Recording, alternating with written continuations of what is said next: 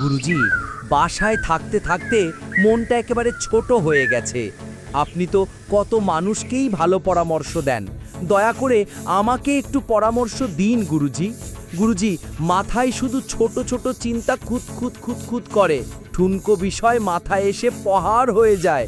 দেখছেন না, ৩৫ বছর হয়ে গেছে, কিছুই করতে পারছি না। মাঝে মাঝে মনে হয় মরে গেলেই ভালো হতো, এখনো বিয়েও করতে পারিনি গুরুজি। একটু পরামর্শ দিন প্লিজ। এত ভেঙে পড়েছিস কেন?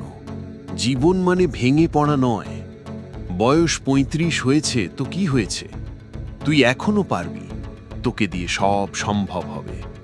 তুই যদি জীবনকে এখনো উপলব্ধি করতে চাস, তোর থাকতে হবে শুধু একটি জিনিস। একটি জিনিস? বলুন গুরুজি, বলুন, জিনিসটির নাম কি? জিনিসটির নাম ইচ্ছা।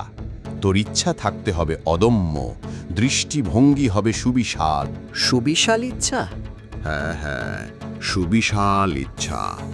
চল, তোকে একটা জিনিস দেখাবো, আমার সাথে আয়। রাস্তার ওই মাথায় রয়েছে সামান্য উঁচু একটি টিলা। তুই টিলায় উঠবি এবং কি কি দেখেছিস তা আমাকে জানাবি। তা কি কি দেখতে পাচ্ছিস গুরুজি, আমাকে বল। গুরুজি, সামান্য কয়েকটা গাছের মাথা দেখা যাচ্ছে এখান থেকে। খুব বেশি দূরে তো দেখা যাচ্ছে না গুরুজি। তবে নেমে আয়। চল, এখন আমরা অন্য একটা টিলার কাছে যাব। এবার দেখ তো এখান থেকে কি কি দেখা যায়, একটু ঘুরিয়ে ঘুরিয়ে দেখ।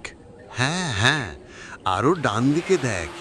অনেক কিছুই তো দেখা যাচ্ছে গুরুজি, আর দারুণ বাতাসও বইছে। তবে নেমে আয়। দুটি ঢিবিতে চড়ে কি বুঝলি? তোর অবস্থান যত উঁচু হবে, তোর দৃষ্টিভঙ্গি তত বিশাল হবে। জীবনটাও ঠিক তেমন। যখন তুই ছোটখাটো সমস্যা নিয়ে চিন্তা করবি, তখন তোর দৃষ্টি সীমাবদ্ধ থাকবে। যখন তুই নিজের জ্ঞান আর অভিজ্ঞতা বাড়িয়ে নিজেকে আরও উঁচুতে নিয়ে যাবি, তখন বড় ছবিটা দেখতে পাবি। ছোটখাটো সমস্যাগুলো তুচ্ছ মনে হবে। এবার বাসায় যা, নতুন উদ্যমে কিছু শুরু কর। তুই পারবি তা আমি জানি।